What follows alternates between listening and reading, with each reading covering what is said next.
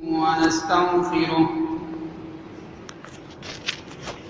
ونؤمن به ونتوكل عليه ونعوذ بالله من شرور أنفسنا ومن سيئات أعمالنا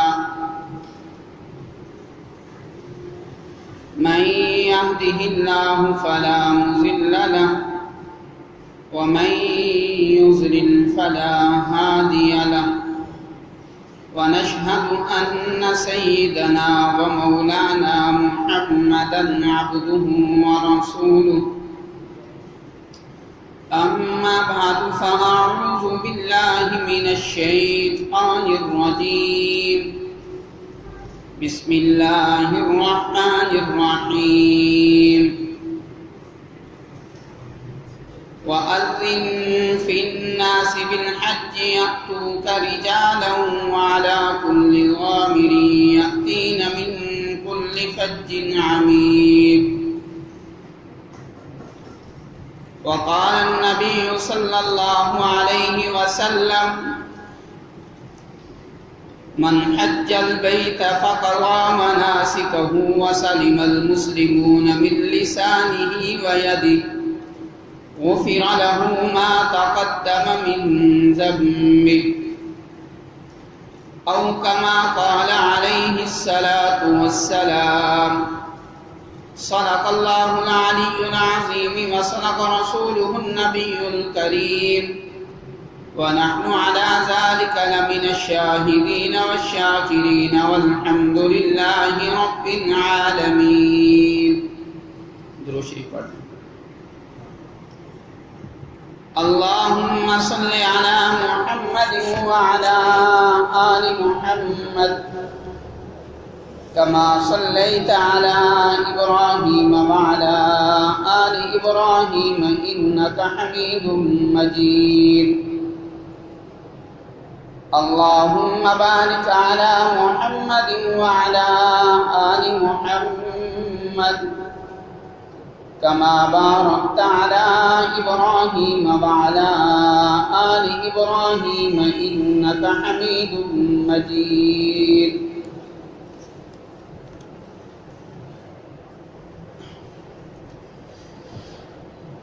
اللہ رب العزت نے قرآن مجید کے اندر اور حضور علیہ الصلاۃ والسلام نے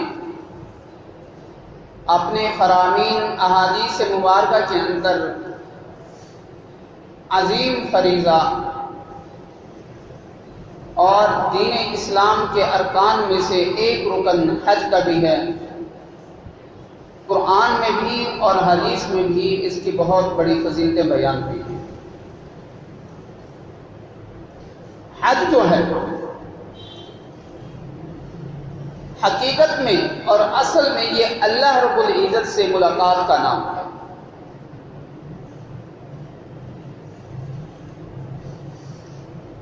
اور اس کی اصل میں بنیاد جو ہے وہ کلمہ لا الہ الا اللہ سے شروع ہوتی ہے. جب انسان کلمہ لا الہ الا اللہ کو ادا کرتا ہے، جب انسان اس کلمے کا اقرار کرتا ہے، تو پھر جا کر انسان اور اللہ رب العزت کے درمیان تعارف ہوتا ہے، پہچان ہوتی ہے. جب ایک انسان دوسرے انسان سے ملتا ہے، جب ایک دوسرے سے سلام و دعا کرتے ہیں، تو آپس میں تعارف ہوتا ہے، آپس میں جان پہچان پیدا ہوتی ہے. تو ایسے ہی جب بندہ کلمہ توحید لا الہ الا اللہ کا اقرار کرتا ہے، تو انسان کے درمیان اور اللہ رب العزت کے درمیان جو ہے تعارف ہوتا ہے اور جان پہچان ہوتی ہے. اور جب تعارف ہو جاتا ہے، جب جان پہچان ہو جاتی ہے، تو پھر اس کے بعد جو دوسرا مرحلہ آتا ہے وہ آتا ہے آپس میں جوڑ کا، آپس میں تعلق قائم کرنے کا. تو اب اگر انسان اور اللہ کے درمیان تعلق قائم کرنا ہے تو پھر ہمیں نماز کی طرف آنا پڑے گا حدیث مبارکہ کے اندر بھی حضور علیہ السلام نے یہ بیان فرمایا ہے کہ جو بندہ اللہ کی رضا کے لیے نماز ادا کرتا ہے تو نماز ادا کرتا ہے تو انسان کے درمیان اور اللہ رب العزت کے درمیان جو ہے تعلق قائم ہو جاتا ہے۔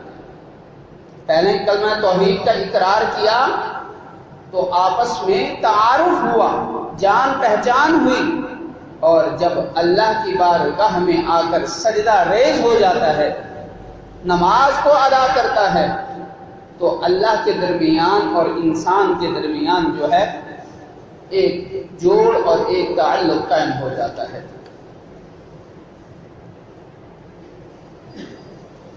پھر آگے اس تعلق سے آگے بڑھنا ہے تو تعلق کے بعد جو ہے ایک محبت کا پہلو بھی شامل حال ہوتا ہے۔ ایک صحابی حضور علیہ السلام سے عرض کرتے ہیں کہ اے اللہ کے نبی، مجھے اپنی زندگی سے بہت پیار ہے اور مجھے موت سے ڈر لگتا ہے۔ تو حضور علیہ السلام نے فرمایا کہ تمہارے پاس مال و دولت ہے؟ تو اس صحابی نے عرض کی اے اللہ کے نبی، میرے پاس مال و دولت ہے۔ تو پھر حضور علیہ السلام نے فرمایا کہ تم اس مال کو اللہ کے راستے میں خرچ کرو، تو جب تم اللہ کے راستے میں مال کو خرچ کرو گے تو تمہیں اللہ سے محبت ہوگی، اور جب انسان ایک جہان سے دوسرے جہان میں منتقل ہوتا ہے، جب دنیا چھوڑ کر اگلے جہان میں جاتا ہے تو انسان اللہ رب العزت کے پاس پہنچتا ہے۔ تو جب انسان کا تعلق بھی ہوگا تو جب اس تعلق کو محبت میں تبدیل کرنا ہے تو پھر دنیا کے اندر رہ کر ہمیں اپنے مال کی زکوٰۃ ادا کرنی پڑے گی۔ جب ہم اپنے مال کی زکوٰۃ ادا کریں گے تو ہمیں مال سے محبت نہیں ہوگی بلکہ ہمیں اللہ سے محبت ہو جائے گی۔ کیوں کہ ہم نے اللہ کے دین کے لیے اپنا مال خرچ کیا ہے، اللہ کی مخلوق پر رحم کرنے کے لیے ہم نے اپنا مال خرچ کیا ہے، اللہ کے دین کی اشاعت کے لیے ہم نے اپنا مال خرچ کیا ہے۔ تو جب ہم نے یہ سارے کام اللہ کے دین کے لیے کیے ہیں، جب ہم نے یہ سارے کام اللہ کی رضا حاصل کرنے کے لیے کیے ہیں، تو پھر ہمیں اللہ سے محبت بھی تو ہوگی اور کیا ہوگا۔ اور پھر محبت اور عشق میں بھی فرق ہوتا ہے۔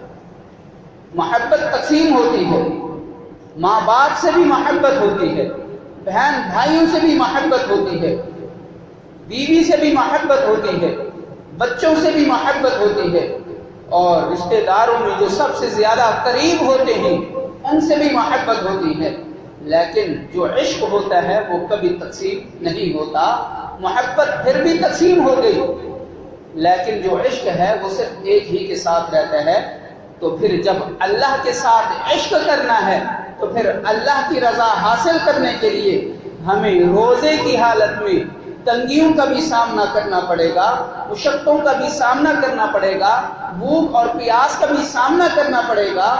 جب ہم اللہ کی رضا کے لیے بھوک بھی برداشت کریں، پیاس بھی برداشت کریں، گرمی کی شدت کو بھی برداشت کریں، تو پھر جا کر ہمیں اللہ سے عشق والا مرحلہ حاصل ہو جائے گا۔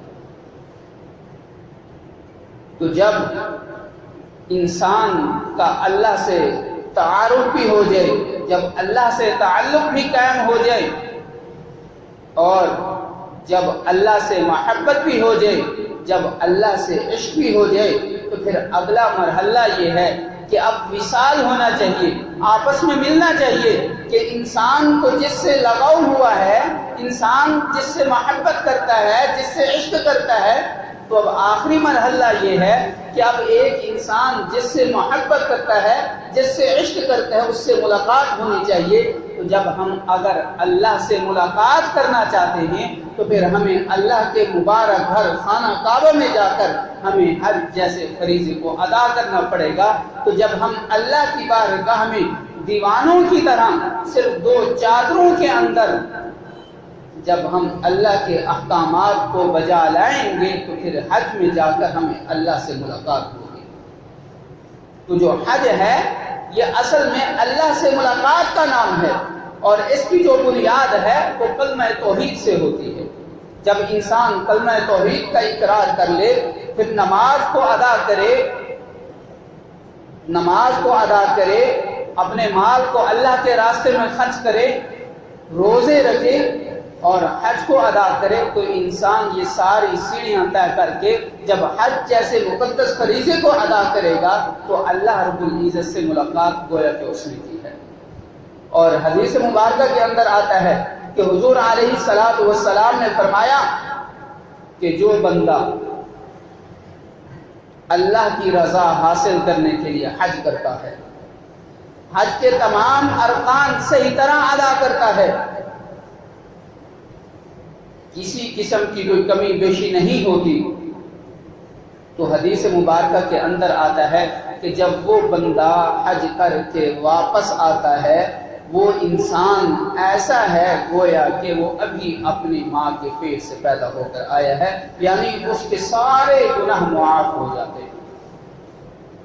اور حدیث مبارکہ کے اندر بھی ہے من حج البیت فقضى مناسکہ، جس نے بیت اللہ کا حج کیا، اس کے ارکان، اس کے مناسک صحیح طرح ادا کیے، وَسَلِمَ الْمُسْلِمُونَ مِنْ لِسَانِهِ وَيَدِهِ، اور دوسرے مسلمان اس کی زبان سے، اس کی ہاتھوں سے محفوظ رہے، غُفِرَ لَهُ مَا تَقَدَّمَ مِنْ ذَنبِهِ، اور اللہ رب العزت اس کے پچھلے تمام گناہوں کو معاف فرما دیں گے۔ اب اگر ہم دنیا کے اندر غور کریں کہ ہر انسان صاحب استطاعت نہیں ہوتا، ہر انسان کے پاس مال و دولت نہیں ہے کہ وہ اپنا مال خرچ کر کے حج پر جا سکے، لیکن جن کو اللہ رب العزت نے مال و دولت دیا ہے وہ تو حج پر جا سکتے ہیں۔ حج ایک ایسی مقدس عبادت ہے کہ یہ واحد ایک ایسی عبادت ہے کہ اس عبادت کے اندر تمام عبادتوں کی روح شامل ہے۔ اب جیسے نماز ہے، روزہ ہے، نماز پڑھنی ہے تو اس کے اندر کسی اور عبادت کی روح شامل نہیں ہے، لیکن جو حج ہے اس کے اندر ہر عبادت کی روح شامل ہے۔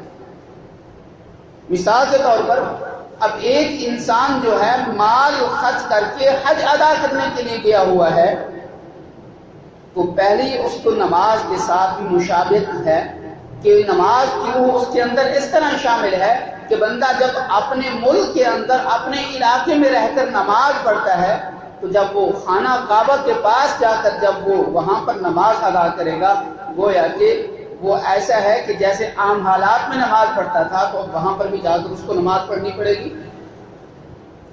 روزے کے ساتھ اس کی روح اس طرح شامل ہے کہ جب انسان روزہ رکھتا ہے، انسان اپنی خواہشات پر کنٹرول کرتا ہے، اپنے جذبات پر قابو پاتا ہے، صبر و تحمل کا مظاہرہ کرتا ہے، تو ایسے ہی جب انسان حج پر جاتا ہے تو انسان حالت احرام میں اپنے آپ پر صبر کا مظاہرہ کرتا ہے، اپنی خواہشات پر قابو پاتا ہے۔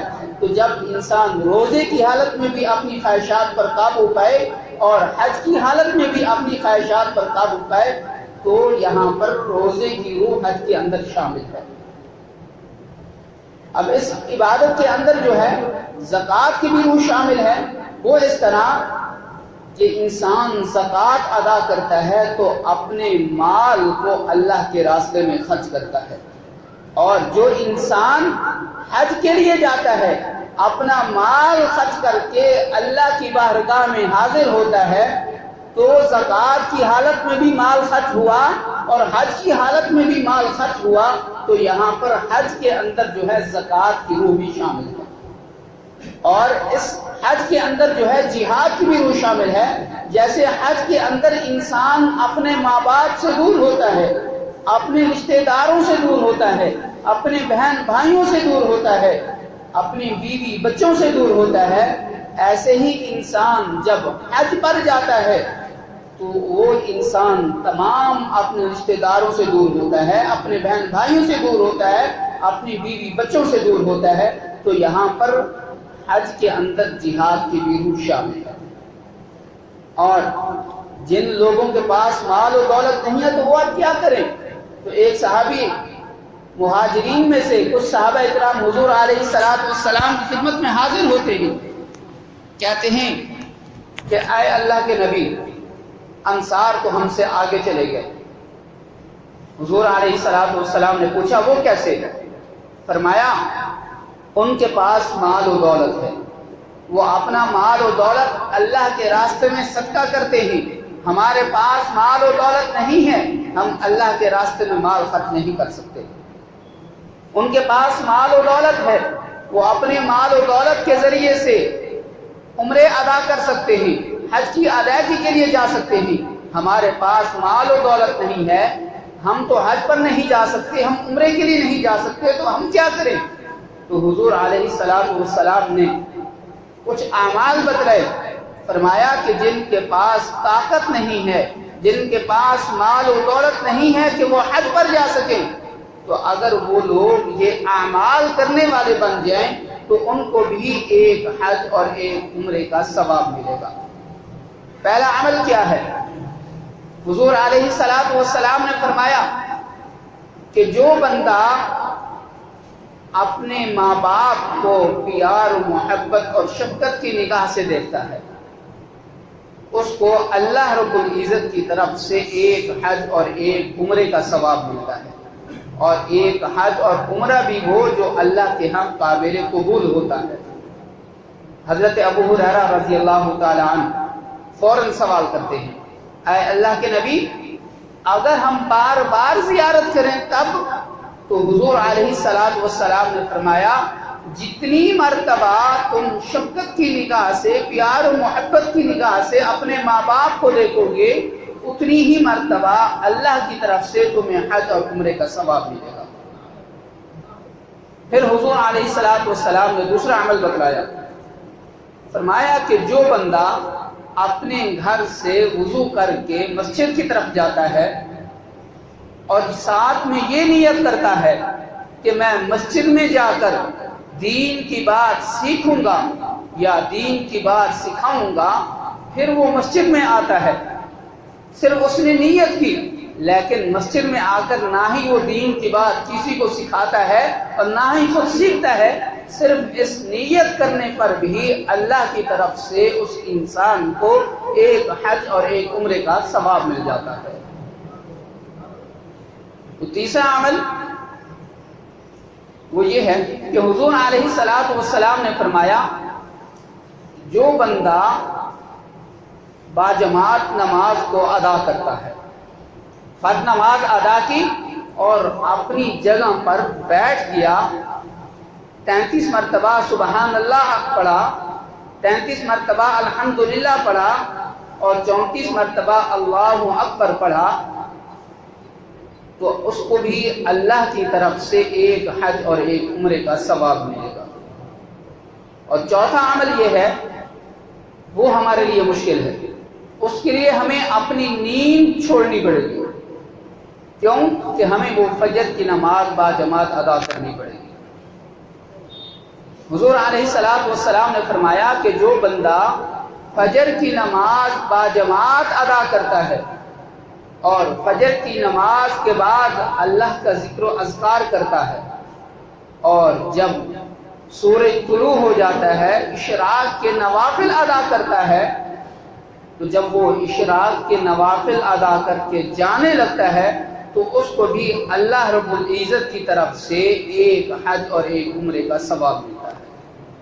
یہ اعمال ہمارے لیے مختصر ہیں اور آسان ہیں، اگر ہم یہ اعمال بھی کرنے والے بن جائیں تو ہم ہر روز 5 حج اور 5 عمروں کا ثواب آسانی کے ساتھ حاصل کر سکتے ہیں۔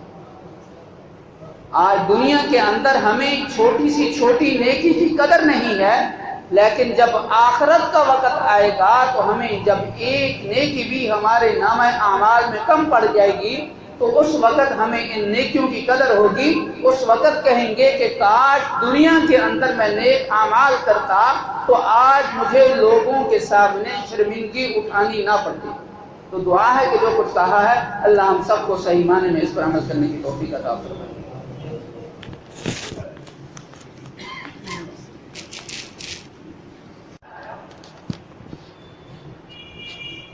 اس نے کہا کہ میرے گھر کے اندر فاقے ہیں، مجھے کوئی ایسا عمل بتلائیں کہ میرے گھر کے اندر جو فاقے ہیں وہ ختم ہو جائیں اور میرے گھر کے اندر اللہ رب العزت کی روزی کا انتظام فرما دیں۔ تو حضرت حسن بصری رحمۃ اللہ علیہ نے فرمایا کہ کثرت سے استغفار کرو۔ پھر دوسرا آدمی آیا، اس نے کہا کہ میرے گھر میں کبھی مال و دولت ہوتا ہے کبھی نہیں ہوتا، تو آپ کوئی ایسا عمل بتلائیں کہ میں اس عمل کو کروں اور اللہ رب العزت جو ہے میرے گھر کے اندر مال و دولت کی کثرت فرما دے۔ تو حضرت حسن بصری رحمۃ اللہ علیہ نے فرمایا کہ استغفار کرو۔ تیسرا آدمی آیا، اس نے بھی یہی کہا کہ میری اولاد نہیں ہے، تو آپ مجھے کوئی ایسا عمل بتلائیں کہ میں وہ عمل کروں اور اللہ مجھے اولاد سے نوازے۔ تو حضرت حسن بصری رحمۃ اللہ علیہ نے فرمایا کہ کثرت سے استغفار کرو۔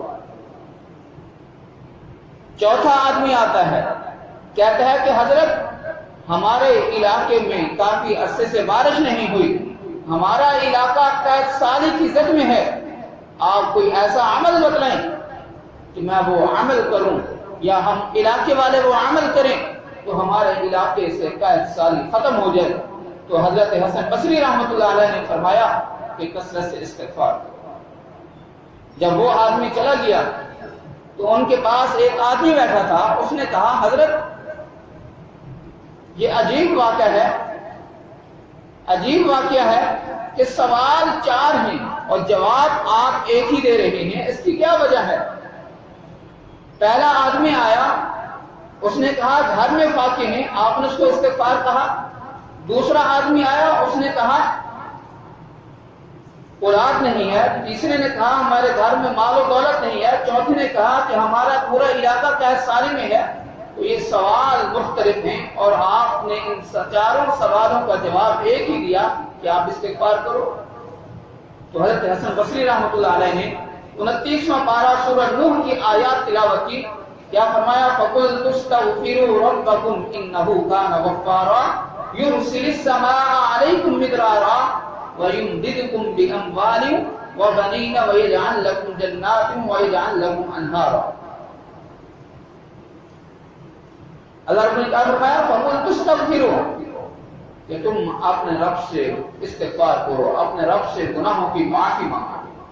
إِنَّهُ كَانَ غَفَّارًا، تو وہ اتنا رحم دل بھی نہیں، اتنا بے رحم بھی نہیں ہے، وہ تو رحم دل ہے کہ جب تم اخلاص کے ساتھ اس کے سامنے معافی مانگو گے وہ تو پہلے سے ہی معاف کرنے کے لیے تیار بیٹھا ہے۔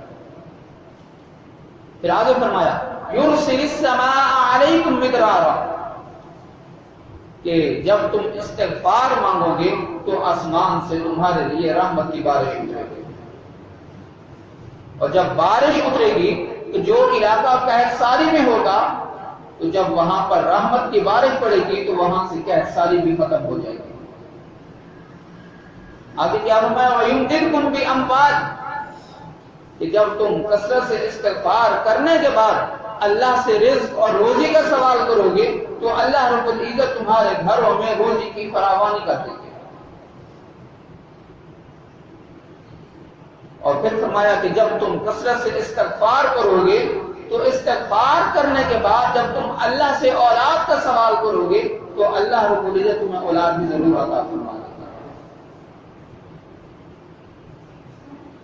لیکن جب ہمارے معاشرے کے اندر جب کہا جاتا ہے کہ استغفار کرو تو ہم لوگ کیا کرتے ہیں؟ اگر کوئی انسان 1 تسبیح پڑھتا ہے، 2 تسبیحاں پڑھتا ہے، 3 تسبیحاں پڑھتا ہے، جب کہا جاتا ہے کثرت سے استغفار کرو وہ 5 6 7 تک 8 10 تسبیحاں پڑھنا شروع کر دیتا ہے۔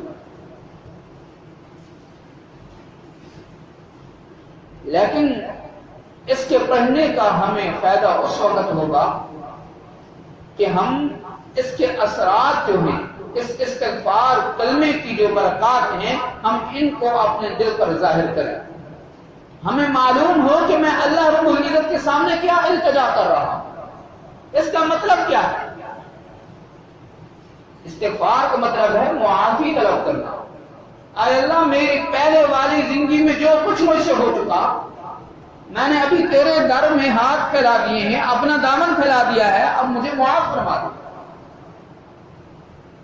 پھر دو لفظ استعمال ہوتے ہیں، ایک ہوتا ہے استغفار اور ایک ہوتا ہے لفظ توبہ۔ یہ دونوں عموماً ایک ساتھ استعمال ہوتے ہیں۔ استغفار اس وقت کرنا کہ انسان سے جو غلطیاں ہو چکی ہیں، انسان ان غلطیوں کی اللہ رب العزت سے معافی مانگے، اور لفظ توبہ اس وقت استعمال ہوتا ہے کہ تم جو گناہ کرتے تھے، جن گناہوں کے اندر تم اپنے آپ کو مبتلا کرتے تھے، اب اپنے آپ کو ان گناہوں سے محفوظ کر دو۔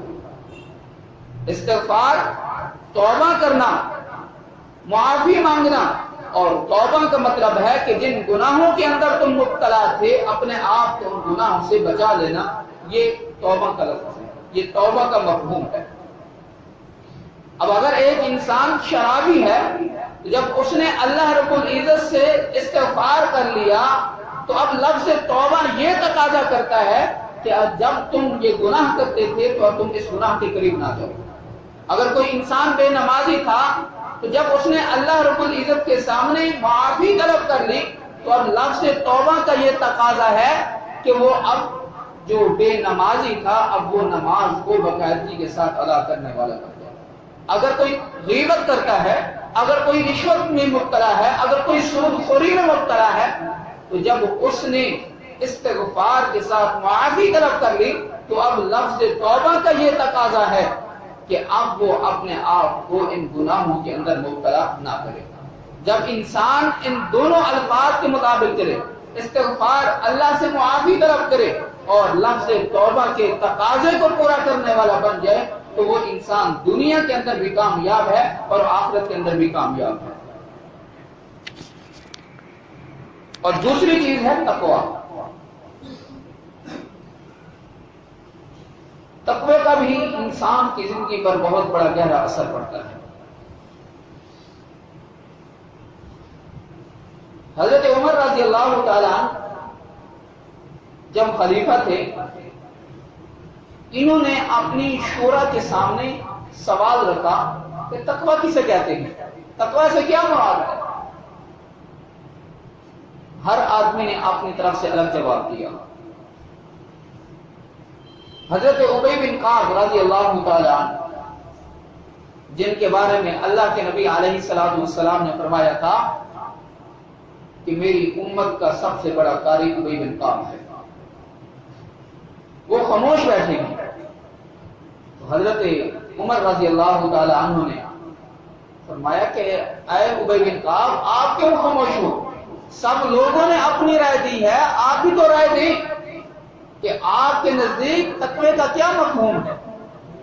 تو حضرت ابی بن کعب رضی اللہ تعالی عنہ نے فرمایا کہ اے امیر المؤمنین، اگر آپ کسی خاردار جنگل میں چل رہے ہیں، اگر آپ کسی سفر پر جا رہے ہیں، آپ کے راستے میں کوئی خاردار جنگل آ جاتا ہے جہاں پر جنگلی جانور بھی ہیں، جہاں پر آپ کو ڈر ہے کہ میں نے جو اگلا قدم رکھنا ہے کہ میں نے کہاں پر قدم رکھنا ہے، کہیں ایسا نہ ہو کہ نیچے کوئی سانپ ہو اور میں نے سانپ پر قدم رکھ دیا تو وہ سانپ میرے اوپر حملہ نہ کرتا۔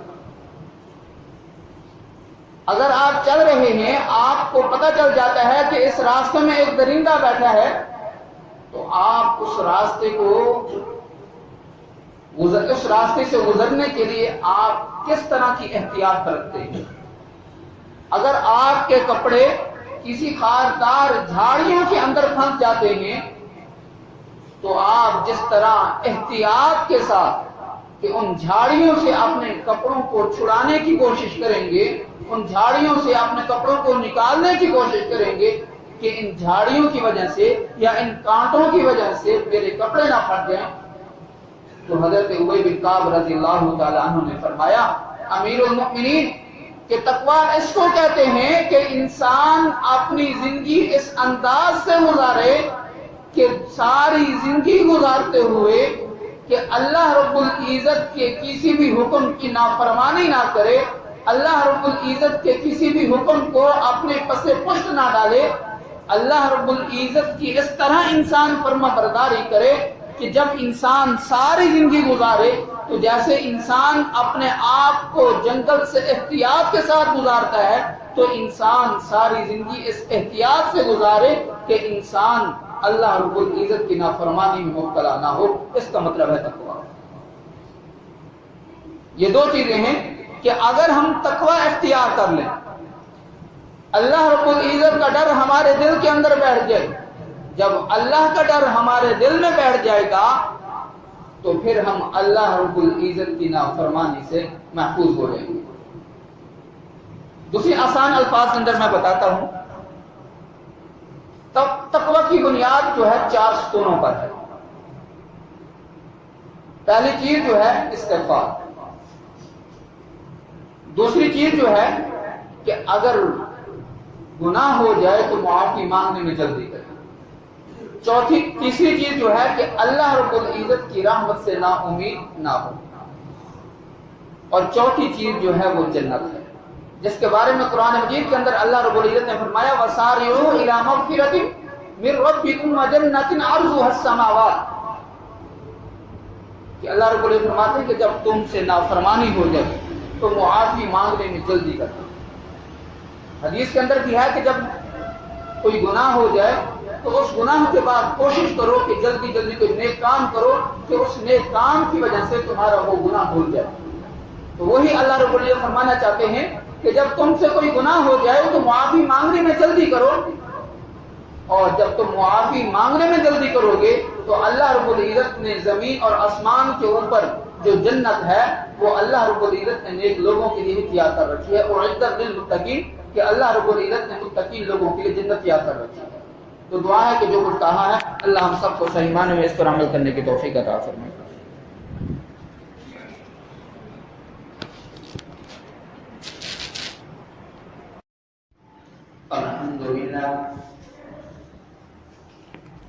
الحمدللہ وحدہ والصلاة والسلام علی من لا نبی بعدہ.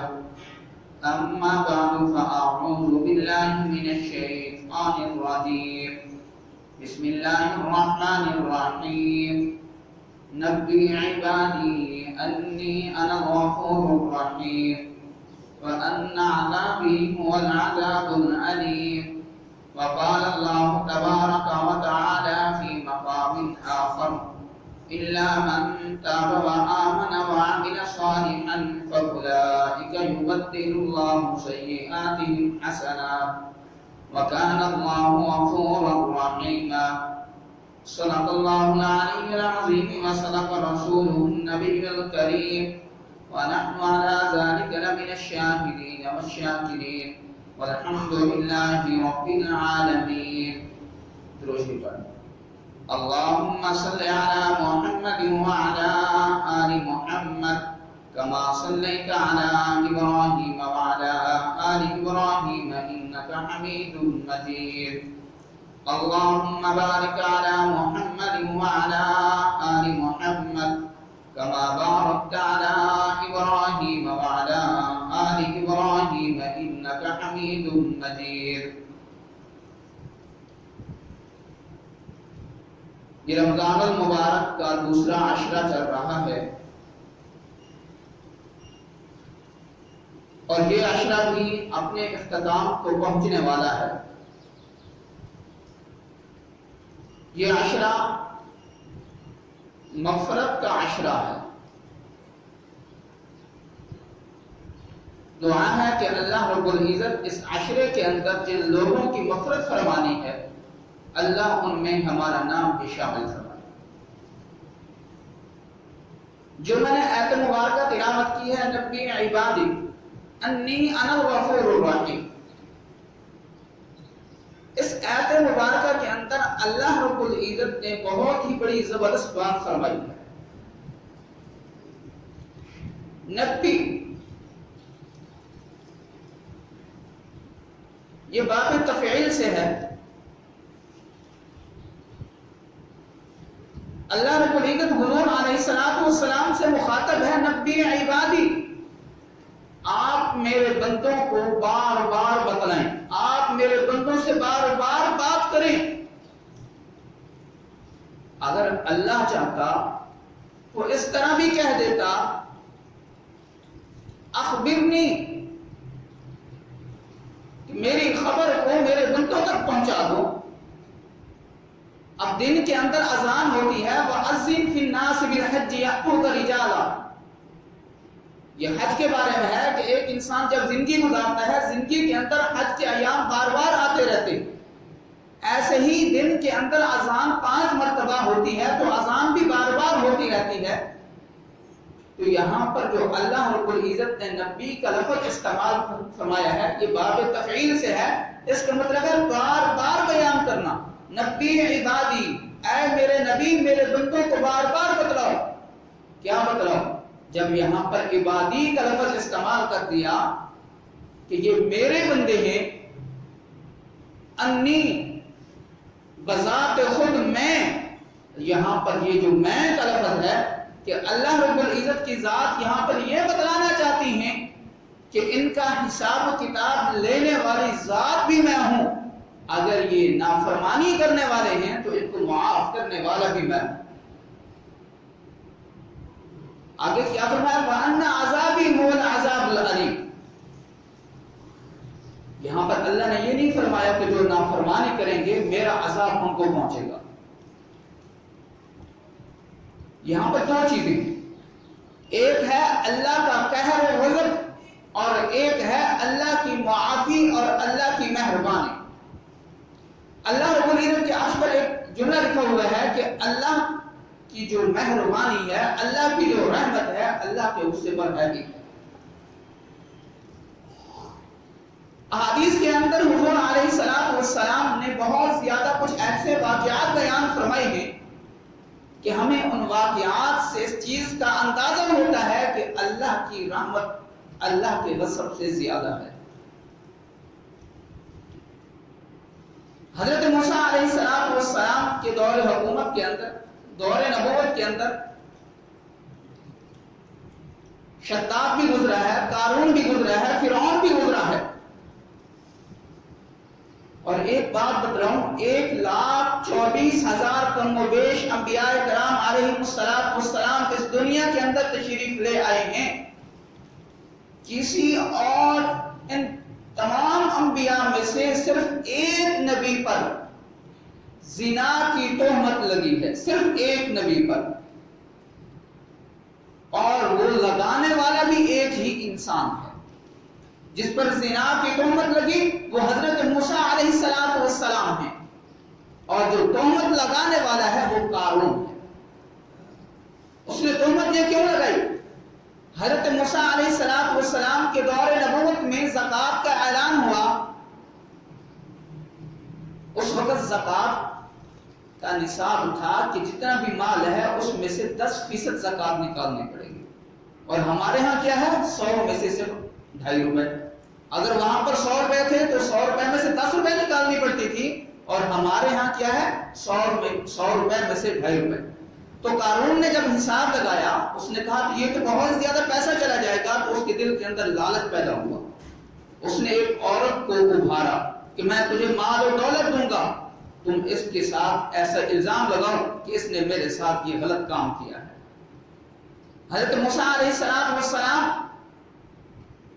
لوگوں سے خطاب فرما رہے ہیں، ایک آدمی، بعض روایات کے اندر آتا ہے کہ کوئی اور آدمی بات چیت کرتا ہے، بعض روایات کے اندر ہے قارون ہی کھڑے ہو کر پوچھتا ہے کہ اگر کوئی زنا کرے تو اس کی سزا کیا ہے؟ تو حضرت موسیٰ علیہ السلام نے ارشاد فرمایا کہ اس کی سزا جو ہے سنسار کرنا ہے، یعنی پتھر مار مار مار کے اس کو قتل کر دینا۔ تو قارون نے کہا یہ عورت آپ سے کچھ کہنا چاہتی ہے۔ تو حضرت موسیٰ علیہ السلام نے فرمایا بی بی کھڑی ہو جا، کیا کہنا چاہتی ہو؟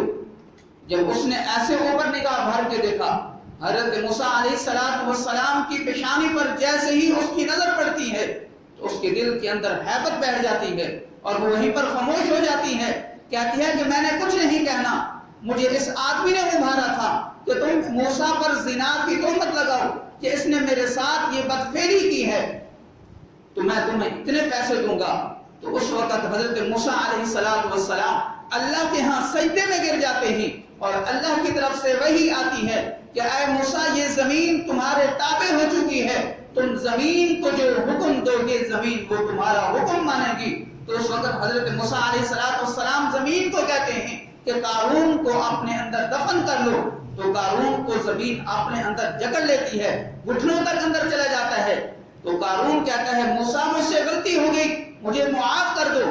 تو حضرت موسیٰ علیہ السلام پھر زمین کو کہتے ہیں اور اس کو جکڑ لو، تو زمین سینے تک اس کو لے جاتی ہے۔ تو تیسری مرتبہ پھر وہ کہتا ہے اے موسیٰ مجھ سے غلطی ہوئی، مجھے معاف کرو۔ موسیٰ علیہ السلام تیسری مرتبہ بھی وہی کہتے ہیں کہ اس کو اور اچھی طرح جکڑو، تو وہ سر سے لے کر پاؤں تک زمین کے اندر زندہ دفن ہو جاتا ہے۔ تو اس کے بعد حضرت موسیٰ علیہ السلام کی طرف وحی آتی ہے، تو اللہ کی طرف سے وحی آتی ہے، کیا فرمایا؟ موسیٰ اس نے 3 دفعہ تم سے معافی مانگی، تم تو اتنے جلال میں تھے کہ تم نے اس کو معاف نہیں کیا، اگر وہ مجھے صرف 1 دفعہ پکارتا اے اللہ مجھے معاف کر دے، مجھے اس عذاب سے چھٹکارا دے، تو میں اس کو فوراً معاف کر دیتا۔ جو ساری زندگی اللہ کی نافرمانی کر رہا ہے، جو اللہ کے رسول کے اوپر زنا کی تہمت لگانا چاہتا ہے، اللہ اس کے بارے میں فرما رہے ہیں کہ اگر یہ مجھ سے 1 دفعہ معافی مانگتا تو میں اس کو اس سے چھٹکارا دے دیتا۔ یہ تو بنی اسرائیل کے لوگ تھے۔ اور بھی ترمذی کی حدیث کے اندر ایک واقعہ لکھا ہے بنی اسرائیل کا، کفل نامی ایک انسان ہے جو ہر رات پیسوں کے ساتھ لڑکیاں خرید کر ان کے ساتھ زنا کرتا ہے۔ ایک رات ایسا ہوا کہ ایک غریب مجبور لاچار عورت کو لے کر آتا ہے 60 دینار کے بدلے میں، اور 60 دینار آج کل پاکستان کے روپے کے حساب سے تو لاکھوں کے حساب سے قیمت بنتی ہے۔ تو جب اس کو کمرے کے اندر لے کر جاتا ہے، جب دروازہ بند کرتا ہے دیکھتا ہے کہ وہ عورت، وہ لڑکی رو رہی ہے، وہ کہتا ہے کہ میں نے تو تمہارے اوپر زبردستی نہیں کی۔ تو وہ عورت کہتی ہے کہ میں عزت دار ہوں، مجبور ہوں، لاچار ہوں، میں کوئی طوائف نہیں ہوں، میں کوئی فاشیہ نہیں ہوں، مجھے یہاں تک کہ غربت نے پہنچایا ہے، میرے جسم کو آج تک کسی اجنبی مرد نے دیکھا نہیں، چھونے کی تو دور کی بات ہے۔ تو وہ کہنے لگا کہ جا میری بہن جا، یہ 60 دینار بھی لے جا اور اپنے اس بھائی کے لیے اللہ کے ہاں مغفرت کی دعا کر دینا۔ کتنی وقت کی دعا ہوگی؟ 2 گھنٹے کی، 3 گھنٹے کی اس کی معافی کی دعا ہوگی، اس کی توبہ کی دعا ہوگی۔ اس کے پیچھے موسیٰ علیہ السلام ہیں اور ہمارے پیچھے محمد مصطفیٰ صلی اللہ علیہ وسلم ہیں۔ جب قیامت کا دن ہوگا، حشر کا دن ہوگا، جہنم جو ہے دھاڑے گی، آواز نکالے گی، فرشتے لرز جائیں گے، تمام انبیاء لرز جائیں گے، نبی بھی کہیں گے اے اللہ، ہم حضرت ابراہیم علیہ السلام کہیں گے اے اللہ مجھے اپنی جان کی فکر ہے، میں اپنے باپ کے بارے میں سوال نہیں کرتا۔ عیسیٰ علیہ السلام کہیں گے اے اللہ مجھے اپنی جان کی فکر ہے، مجھے اپنی ماں مریم کی کوئی فکر نہیں ہے، میں اس کے بارے میں سوال نہیں کرتا۔ ماں جو دنیا کے اندر اپنے بیٹے کے لیے اپنی جان قربان کرنے کے لیے تیار ہوتی ہے، باپ جو اپنی اولاد کے لیے سارا دن مزدوری کرتا ہے، اس وقت بھی وہ یہی کہے گا نفسی نفسی نفسی، لیکن اس وقت ایک ہی آواز ہوگی، ایک ہی آواز جو کہے گا امتی امتی۔ سارے لوگ اس آواز کی طرف متوجہ ہوں گے، کہیں گے کہ یہ آواز کہاں سے آ رہی ہے، یہ انسان کون ہے جس کو اپنی جان کی فکر نہیں، جس کو اپنے چھٹکارے کی فکر نہیں، جس کو صرف اور صرف اپنی امت کی فکر ہے۔ وہ ذات صرف اور صرف نبی علیہ السلام کی ذات ہوگی جو کہہ رہی ہوگی امتی امتی، اے اللہ میری امت کو بچا، اے اللہ میری امت کو بچا۔ اور جو نبی ہم قیامت والے دن میدان حشر میں ہمارے لیے مغفرت کی دعا کر رہا ہوگا، اور آج ہم دنیا کے اندر اسی نبی کے سینے پر خنجر چلا رہے ہیں، ہم اس نبی کی نافرمانی کر کے ہم اس نبی کو ناراض کرنے کی کوشش کر رہے ہیں، ہم دنیا کے اندر ایسی موت مریں کہ آخرت میں ہمارا نبی ہم سے خوش ہو، ہم دنیا کے اندر ایسی موت نہ مریں کہ ہمیں اللہ کے سامنے مجرم بن کے کھڑا ہونا پڑے، ہمیں دنیا کے اندر ایسی موت نہ مرے کہ نبی کے سامنے کھڑا ہوتے ہوئے ہمیں شرمندگی اٹھانی پڑے، ہم دنیا کے اندر ایسی زندگی گزاریں کہ قیامت والے دن اللہ کے نبی ہمارے لیے شفاعت کرنے والے بنے، ہم دنیا کے اندر ایسی نافرمانی والی زندگی نہ گزاریں کہ نبی کے سامنے کھڑا ہوتے ہوئے بھی ہمیں شرمندگی محسوس کرنی پڑے۔ کفل کے پیچھے موسیٰ علیہ السلام ہیں اور ہمارے پیچھے نبی علیہ السلام ہیں۔ جب قومیں تباہ و برباد ہوتی ہیں وہ کسی سازش کی وجہ سے تباہ و برباد نہیں ہوتی۔ سب سے بڑی کتاب جو تاریخ کی کتاب ہے وہ قرآن مجید ہے۔ قرآن مجید ہمیں بتلاتا ہے قوم عاد ہلاک ہوئی کسی سازش کی وجہ سے ہلاک نہیں ہوئی، قوم لوط ہلاک ہوئی اپنی سازش کی وجہ سے ہلاک نہیں ہوئی۔ قومیں جب تباہ و برباد ہوتی ہیں بد اخلاقی کی وجہ سے تباہ و برباد ہوتی ہیں، جب قومیں تباہ و برباد ہوتی ہیں اللہ کی نافرمانی کی وجہ سے تباہ و برباد ہوتی ہیں، جب قومیں تباہ و برباد ہوتی ہیں، جب قوموں کے اوپر عذاب آتا ہے، جب وہ قومیں تباہ و برباد ہو کر غرق ہو جاتی ہیں، وہ صرف اور صرف اللہ اور اللہ کے رسول کی نافرمانی کی وجہ سے آتی ہیں۔ آج ہم اپنے معاشرے کے اندر دیکھیں ہماری عدالتیں جھوٹوں سے بھری پڑی ہیں، یہ کس کی سازش ہے؟ ہم نماز نہیں پڑھتے، یہ ہماری نافرمانی ہے، یہ کس کی سازش ہے؟ ہم سود خوری کرتے ہیں، چور خوری کرتے ہیں، رشوت لیتے ہیں، یہ کس کی سازش ہے؟ یہ ہماری اپنی بدعمالی ہیں جن کی وجہ سے اللہ کی طرف سے ہمارے اوپر عذاب آتا ہے۔ جب تک ہم اپنی ان بدعمالیوں سے توبہ نہیں کر لیتے، جب ہم اللہ سے اپنے گناہوں کی معافی نہیں مانگ لیتے، اس وقت تک ہمارے اوپر یہ ظلم، یہ جو عذاب آتے ہیں، یہ جو وبائیں آتی ہیں، یہ آتی رہیں گی جب تک ہم اپنے گناہوں میں مبتلا رہیں گے۔ کفر کی توبہ آدھے گھنٹے، 1 گھنٹے، 2 گھنٹے کی ہے۔ جب صبح کا وقت ہوا تو اللہ رب العزت نے اس کے دروازے پر لکھ دیا کہ یہ میرا بندہ ہے، میں نے اس کی مغفرت کر دی۔ بنی اسرائیل کا ایک اور آدمی جو ساری زندگی اللہ کی نافرمانی کرتا رہا، اس کی قوم نے اس کو اس علاقے سے نکال دیا، وہ جنگل کے اندر چلا گیا۔ جب تک اس کے پاس کھانا پینا تھا اس نے زندگی گزاری۔ جب اس کے پاس کھانا پینا ختم ہوا اس نے جنگل کے چاروں طرف دیکھا کہ یہاں پر کوئی ایسا ہو جو میری مدد کو دوڑے، تو دیکھا کوئی بھی نہیں ہے۔ مجبور اور لاچار ہو کر ایسے آسمان کی طرف نظر اٹھاتا ہے، کہتا ہے اے اللہ اگر میں نافرمانی کروں تو آپ کی ذات میں کوئی فرق نہیں آتا، اگر میں اپنے گناہوں سے توبہ کر لیتا ہوں، اگر آپ مجھے معاف کر دیں تو مجھے معاف کرنے سے آپ کے خزان میں کوئی کمی نہیں آئے گی۔ صرف یہی اس کے الفاظ ہوتے ہیں، اس کی موت ہو جاتی ہے۔ اللہ رب العزت موسیٰ علیہ السلام کی طرف وہی فرماتے ہیں کہ میرا ایک دوست جنگل کے اندر فوت ہو چکا ہے، مجھے پیارا ہو چکا ہے، اس کو جاؤ کفن دو، غسل کرو، جو اس کے کفن اور غسل کے اندر شریک ہوگا میں اس کو معاف کر دوں گا۔ حضرت موسیٰ علیہ السلام اپنی قوم کے اندر یہ اعلان فرماتے ہیں۔ جب جنگل کے اندر پہنچتے ہیں قوم دیکھتی ہے یہ وہی تو انسان ہے جس کو ہم نے اپنی بستی سے نکالا تھا، تو کہتے ہیں اے موسیٰ تم تو کہتے ہو کہ اللہ کی طرف سے مجھے یہ وحی ہوئی ہے کہ میرا ایک محبوب بندہ فوت ہو چکا ہے، اس کو غسل دو، اس کو کفن دو، یہ تو وہی انسان ہے جس کو ہم نے نکالا تھا۔ تو موسیٰ علیہ السلام اللہ کے سامنے التجا کرتے ہیں، اے اللہ یہ کیا ماجرا ہے؟ یہ تو وہی نافرمان ہے جس نے ساری زندگی آپ کی نافرمانی کی، جس نے میری نافرمانی کی، آپ کے احکامات کو جھٹلایا۔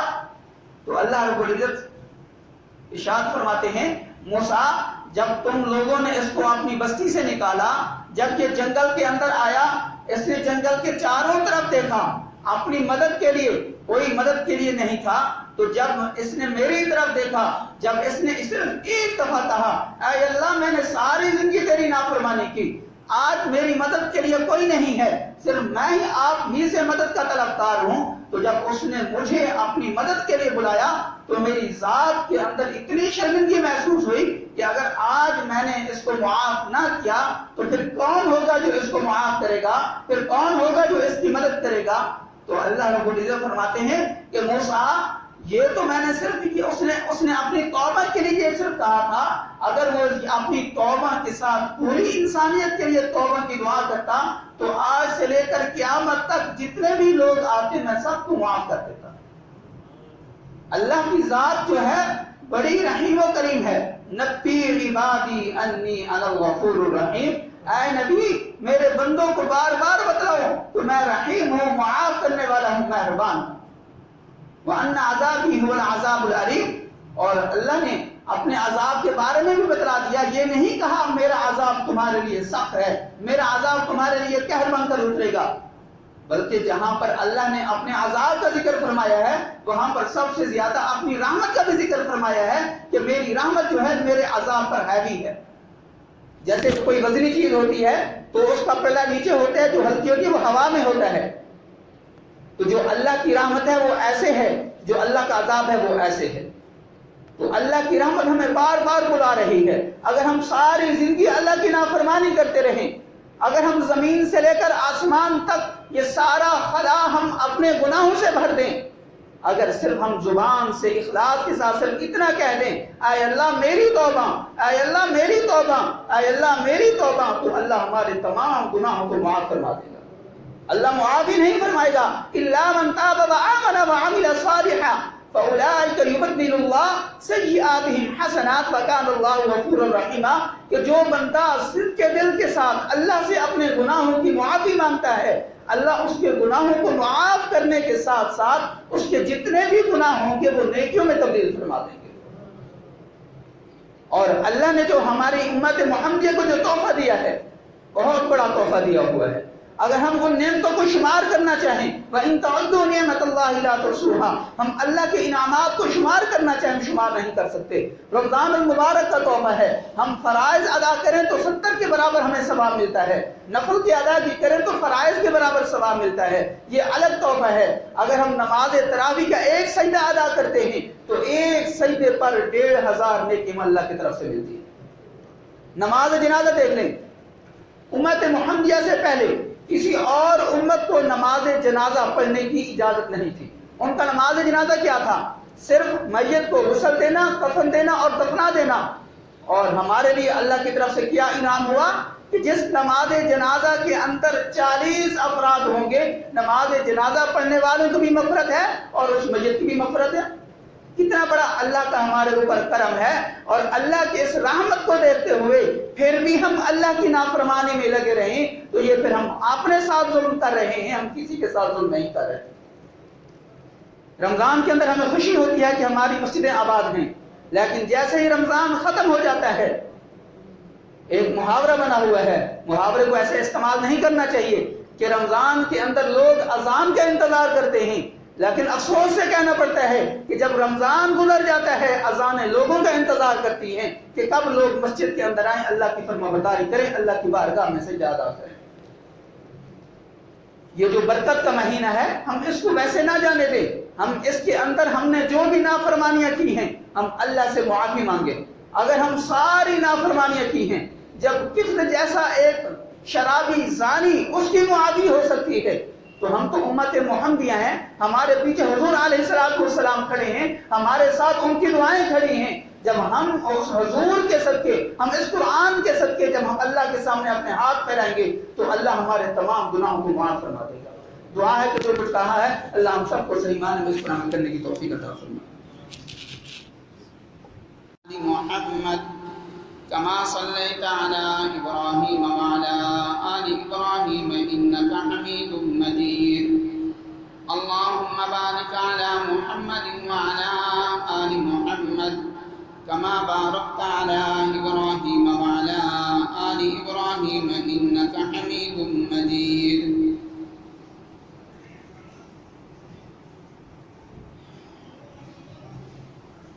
اللہ رب العزت نے یہ دنیا انسان کی آزمائش کے لیے بنائی ہے. جو اس آزمائش کے اندر کامیاب ہوا تو اللہ رب العزت نے اس کے لیے جنت کا اعلان کرنا ہے. جو اس آزمائش اور امتحان کی گھڑی میں ناکام ہوا تو اللہ رب العزت نے اس کے لیے جہنم کا اعلان فرمانا ہے.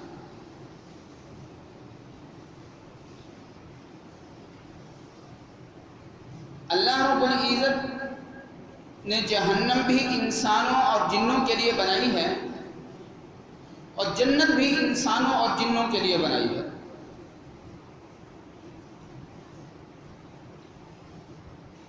اور اللہ رب العزت کی جو رحمت ہے، اللہ کے غصے، اللہ کے قہر اور اللہ کے عذاب پر ہے بھی ہے.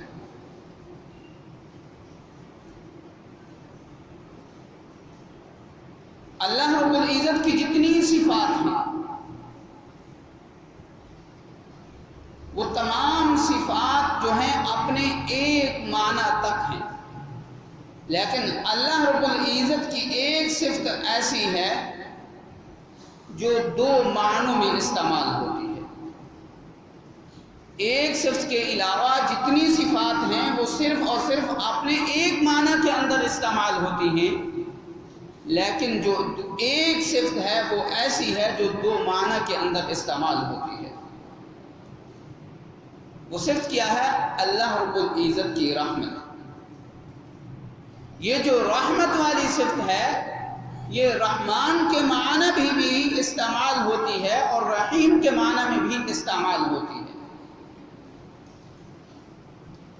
اور اللہ رب العزت بڑے ہی رحیم و کریم ہے۔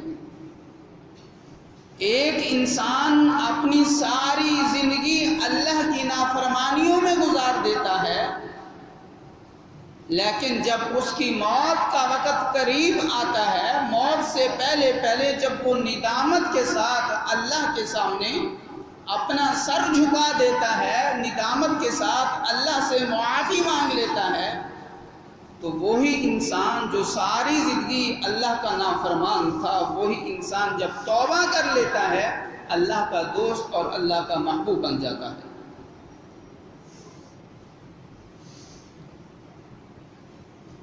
بنی اسرائیل کا قصہ ایک مشہور ہے کہ ایک نوجوان ساری زندگی اللہ کی نافرمانی کرتا ہے تو اس کے علاقے والے، اس کی بستی والے اس کو اپنی بستی سے نکال دیتے ہیں۔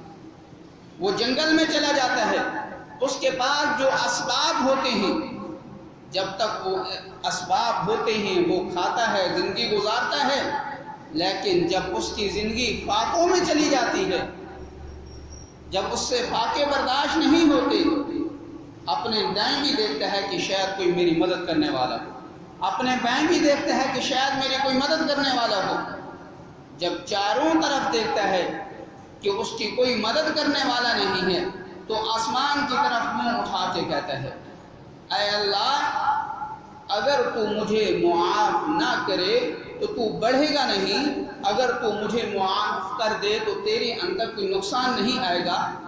تو اللہ رب العزت یہاں پر اس کی نفرت کا اعلان فرما دیتے ہیں، اس کو موت آ جاتی ہے۔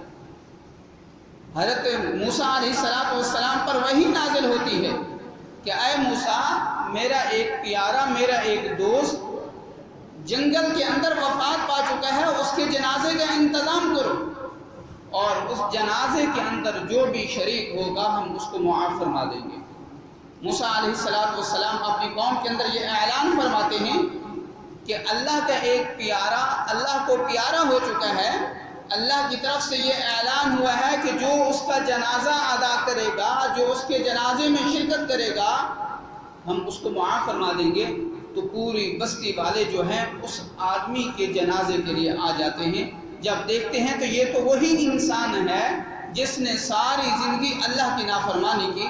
تو وہ قوم حضرت موسیٰ علیہ السلام کے پاس آتی ہے، عرض کرتی ہے، اے موسیٰ یہ کیا ماجرا ہے؟ یہ تو وہی انسان ہے جس کی نافرمانی کی وجہ سے ہم نے اس کو اپنی بستی سے نکال دیا تھا، اور ادھر اللہ کا یہ فرمان ہے کہ یہ میرا دوست ہے، جو اس کا جنازہ پڑھے گا ہم اس کو معاف فرما دیں گے۔ تو حضرت موسیٰ علیہ السلام اللہ رب العزت سے ہم کلام ہوتے ہیں، تو اللہ رب العزت سے جب یہ بات عرض کرتے ہیں تو اللہ رب العزت فرماتے ہیں کہ اے موسیٰ، تمہارے لوگ جو کہہ رہے ہیں وہ بھی سچ ہے، لیکن جو میں کہہ رہا ہوں وہ بھی اپنی جگہ پہ سچ ہے۔ تو اللہ رب العزت فرماتے ہیں کہ جب لوگوں نے اس کو بستی سے نکال دیا، جب یہ جنگل کے اندر آیا، جو اس کے پاس اب اسباب تھے وہ ختم ہو گئے، جب فاقوں کے اندر زندگی گزاری، جب اس کی موت کا وقت قریب آیا تو اس نے اپنی مدد کے لیے چاروں طرف دیکھا، تو جب اس کی مدد کے لیے کوئی نہیں تھا تو اس نے ندامت کے ساتھ، شرمندگی کے ساتھ اس نے میرے طرف چہرہ اٹھایا، تو میری غیرت نے گوارا نہیں کیا کہ جس کو تمام لوگوں نے تنہا چھوڑ دیا، تو میں تو رب ہوں، اگر میں تنہا چھوڑ دوں گا تو میرے خدا ہونے کا کیا فائدہ ہے؟ تو اللہ رب العزت نے فرمایا تھے کہ یہ تو صرف اور صرف اس نے اپنے لیے معافی مانگی تھی، اگر یہ قیامت تک آنے والے تمام لوگوں کے لیے معافی مانگتا تو ہم پوری انسانیت کے لیے معافی کا اعلان فرما دیتے ہیں۔ اللہ رب العزت بڑے ہی رحیم و کریم ہیں، اللہ رب العزت رحم کرنے والے ہیں، اللہ کسی کے ساتھ ظلم زیادتی کرنے والے نہیں ہیں۔ ایک آدمی حضور صلی اللہ علیہ وسلم کی خدمت میں حاضر ہوتا ہے، کہتا ہے کہ اے اللہ کے نبی، میں نے اپنی زندگی کے اندر 70 بچیوں کو زندہ دفن کیا ہے، کیا میرے لیے معافی ہو سکتی ہے؟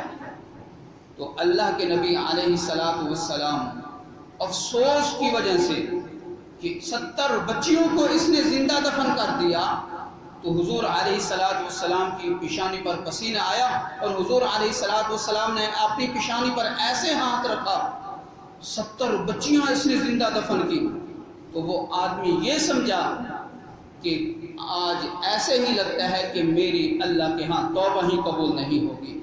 جیسے ہی اس کی زبان سے دھاڑ کی آواز نکلتی ہے تو اللہ رب العزت کی طرف سے جبرائیل امین علیہ السلام وحی لے کر آ جاتے ہیں، قل یا عبادی الذین اسرفوا علی انفسہم لا تقنطوا من رحمت اللہ۔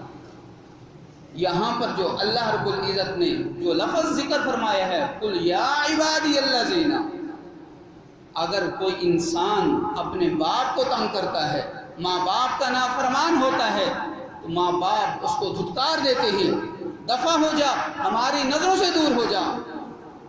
لیکن ایک انسان اللہ کی نافرمانی کرتا ہے، جب وہ صرف اور صرف اپنی عمر کے آخری حصے میں بھی اللہ سے معافی مانگنے کے لیے آ جاتا ہے، تو اللہ رب العزت اس کے لیے کیا الفاظ ذکر فرما رہے ہیں، قل یا عبادی الذین، اے میرے لال، میرے پیارے بندوں کو کہہ دو۔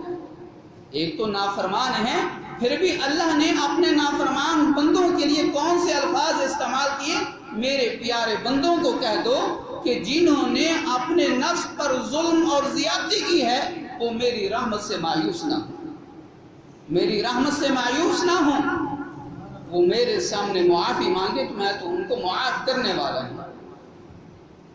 ہماری دنیا کا یہ اصول ہے کہ اگر ایک انسان کسی سے احسان لینا چاہتا ہے تو ایک انسان کو پتہ ہے کہ یہ آدمی اس کو کچھ مدد کی ضرورت ہے، تو کچھ وقت کے بعد جائے تو وہ انسان اس انسان سے کہتا ہے کہ پہلے کہاں تھا، تو پہلے کیوں نہیں آیا، تو اب کیوں آیا ہے؟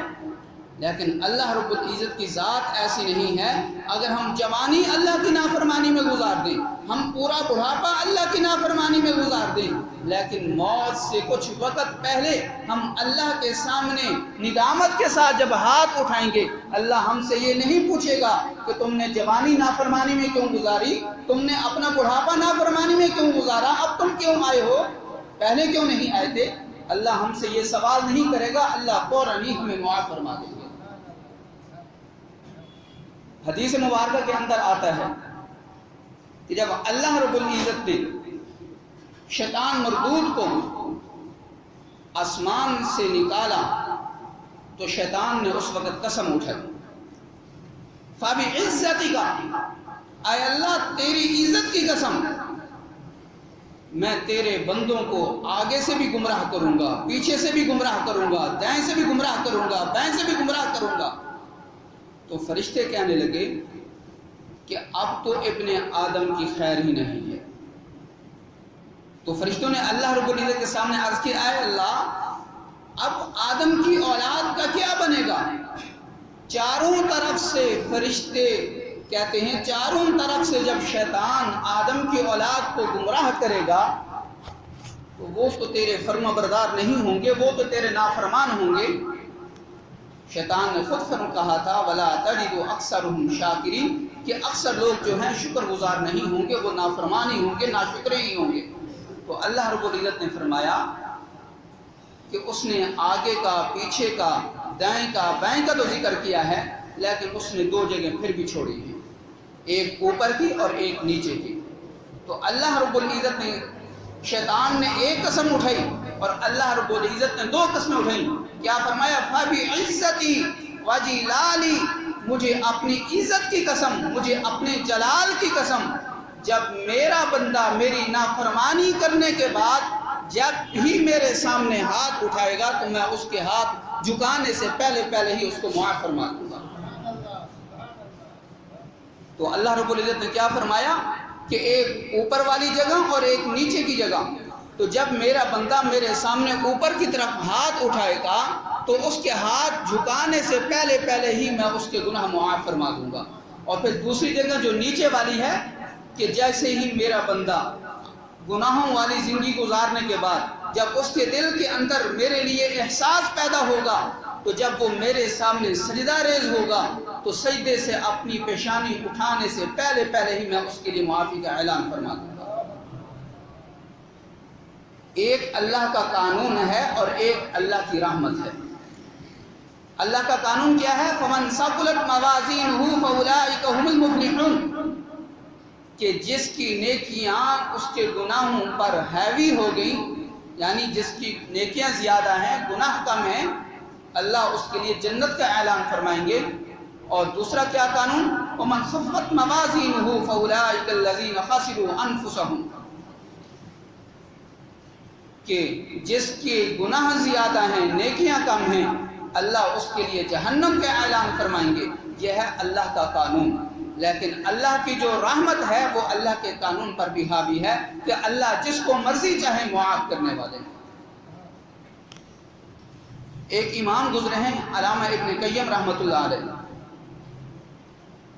ان کی کتابوں کے اندر ایک واقعہ لکھا ہے کہ یہ اپنی بستی کے اندر گلی کے اندر جا رہے ہیں، ایک ماں اپنے بیٹے کو مار رہی ہے، زبان سے گالیاں بھی دے رہی ہے، تو نہ پیدا ہوتا ہے اس سے اچھا تھا، تو نے ساری زندگی ہمیں ذلیل و رسوا کیا ہوا ہے، تو نے ہمیں بدنام کر کے رکھا ہوا ہے، مار بھی رہا ہے، مار بھی کھا رہا ہے، رو بھی رہا ہے۔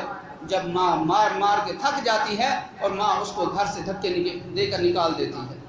علامہ ابن قیم رحمۃ اللہ علیہ فرماتے ہیں کہ میں یہ سارا ماجرا دیکھتا رہا تو بچہ جب گلی کے کونے تک پہنچتا ہے تو وہاں پر پہنچ کر واپس آ کر اپنے گھر کی دہلیز پر سو جاتا ہے، تو میں اس کو اٹھا کر کہتا ہوں کہ تیری ماں نے تو تجھے یہاں سے نکال دیا ہے، تو یہاں پر کیوں آیا ہے؟ تو وہ کہنے لگا میں دنیا کے جس کونے میں مرضی چلا جاؤں، جو ماں کی ممتا ہے وہ مجھے صرف اور صرف یہاں سے ملے گی، کسی اور جگہ سے نہیں ملے گی۔ تو کہتے ہیں کہ وہ بچہ وہیں پر سو گیا، تو جب ماں اپنی ضرورت کے لیے دروازہ کھولتی ہے، باہر جانے کی کوشش کرتی ہے تو دیکھتی ہے کہ بچہ گھر کی دہلیز پر سویا ہوا ہے اور اپنے بچے کو اٹھاتی ہے کہ تو یہاں پر کیا کر رہا ہے؟ میں نے تو تجھے گھر سے نکال دیا۔ تو بچہ آگے سے کہتا ہے اماں، چاہے آپ نے مجھے گھر سے نکال دیا ہے، میں دنیا کے جس کونے میں چلا جاؤں، لیکن آپ جیسی ماں مجھے دنیا کے کسی کونے میں نہیں ملے گی۔ تو علامہ ابن قیم رحمۃ اللہ علیہ فرماتے ہیں کہ جب بندہ اللہ کی نافرمانی میں زندگی گزارتا ہے اور جوانی بھی اس نے اللہ کی نافرمانی میں گزار دی، بڑھاپا بھی اللہ کی نافرمانی میں گزار دیا، لیکن جب اس کے دل کے اندر احساس پیدا ہوتا ہے کہ میں نے تو اللہ کی نافرمانی کی ہے، جیسے ہی وہ اللہ کے در پر سجدہ ریز ہوگا، جیسے ہی اللہ رب العزت کے سامنے معافی مانگے گا، صرف اس کو ہاتھ اٹھانے کی بھی ضرورت نہیں پڑے گی، اس نے اپنے دل کے اندر اخلاص کے ساتھ صرف یہ کہہ دیا اے اللہ مجھے معاف فرما، اے اللہ مجھے معاف فرما، اے اللہ مجھے معاف فرما، تو اللہ اس کے گناہوں کو معاف فرما دیں گے۔ حضرت عمر رضی اللہ تعالیٰ عنہ کے دور کا ایک واقعہ ہے کہ ایک گویہ تھا، گانے والا تھا، تو وہ گانے گاتا تھا تو لوگ اس کو پیسے دیتے تھے، وہ اپنی روزی کا انتظام کرتا تھا، تو جب تک آواز تھی لوگ اس کو پیسے دیتے اور وہ اپنی روزی کا بندوبست کرتا۔ جب اس کی آواز ختم ہو گئی، بڑھاپا آیا تو آواز بھی ختم ہو گئی، تو جنت البقیع قبرستان کے اندر بیٹھا ہے، اللہ رب العزت کے سامنے کہتا ہے اے اللہ تو کتنا رحیم و کریم ہے، تم نے آواز دی تو لوگوں نے مجھے رزق دیا، لوگوں نے مجھے پیسے دیے، اب آواز نہیں ہے تو میرے پاس رزق نہیں ہے، اے اللہ میرے لیے رزق کا بندوبست فرما۔ حضرت عمر رضی اللہ تعالیٰ عنہ اس وقت امیر المؤمنین تھے، مسجد نبوی کے اندر سوئے ہوئے ہیں، خواب کے اندر اللہ رب العزت کی طرف سے آواز جاتی ہے اے عمر، جنت البقیع کے اندر میرا ایک دوست مدد کے لیے پکار رہا ہے، جا اس کی مدد کر۔ حضرت عمر رضی اللہ تعالیٰ عنہ نیند کی حالت میں اٹھتے ہیں، نہ سر پر پگڑی نہ پاؤں میں جوتا، بھاگتے ہوئے آتے ہیں تو ایک جھاڑی کے پیچھے ایک بوڑھا آدمی بیٹھا ہے، وہ اللہ سے ہم کلام ہو رہا ہے۔ جیسے ہی اس کی حضرت عمر رضی اللہ تعالیٰ عنہ پر نظر پڑتی ہے، وہ ڈر جاتا ہے کہ اب تو میری خیر نہیں ہے، عمر کے ہاتھ میں کوڑا ہوگا اور وہ تو مجھے کوڑے مارے گا۔ وہ بھاگتا ہے، حضرت عمر رضی اللہ تعالیٰ عنہ اس کو بلا کر کہتے ہیں رک جا، میں خود کو خود نہیں آیا، مجھے تو بھیجا گیا ہے۔ وہ کہتا ہے کہ تجھے کس نے بھیجا؟ کہا کہ جس سے تو ہم کلام تھا مجھے تو اس نے بھیجا ہے۔ وہ کہنے لگا اے اللہ تو کتنا بڑا رحیم و کریم ہے، میں نے تو ساری زندگی تیری نافرمانی کی، آج میں نے صرف اور صرف اپنے پیٹ کے لیے تجھے بلایا ہے، تو نے اس پر بھی لبیک کہا۔ اس نے اسی وقت اللہ سے معافی مانگی اور چیخ ماری، وہیں پر فوت ہو گیا۔ اور حضرت عمر فاروق رضی اللہ تعالیٰ عنہ نے خود اس کا جنازہ پڑھایا اور خود ہی اس کو قبر کے اندر اتارا۔ تو ہمیں اس بات سے یہ ثابت ہوتا ہے، ہمیں یہ معلوم ہوتا ہے کہ اگر ہم ساری زندگی اللہ کی نافرمانی کریں، اخلاص کے ساتھ صرف اتنا کہہ دیں اے اللہ میری توبہ، اے اللہ میری توبہ، تو اللہ ہمارے تمام گناہوں کو معاف فرما دیں گے۔ تو دعا ہے کہ جو کچھ کہا ہے اللہ ہم سب کو صحیح معنی میں اس پر عمل کرنے کی توفیق عطا فرمائے۔